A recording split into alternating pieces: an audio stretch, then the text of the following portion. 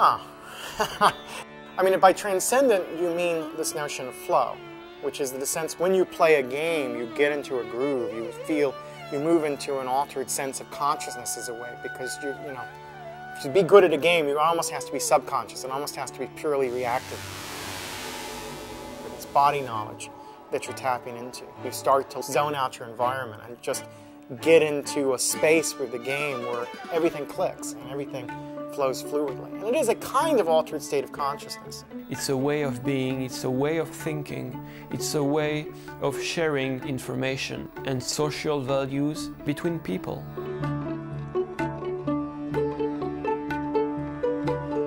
I'm always resistant to a simple analogy between the consumption of popular culture and religion. But games are inviting a sort of ethical self-examination.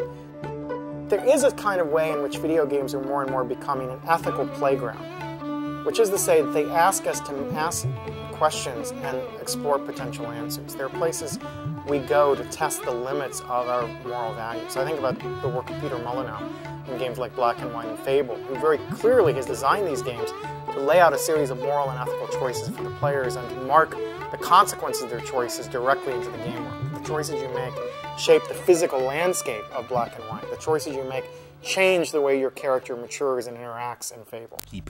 It was the feeling that I had as a kid that I wanted to get to when I designed Black and White, and the moral choices of, do I get the magnifying glass out and start burning those ants, or do I look after them? Just look at the game and look at what the game ends up being, and that tells you more about yourself than a personality test. So it becomes a place where you say, how far am I willing to go into the darkness? How far am I willing to go and to be a good person? What are the consequences of those actions?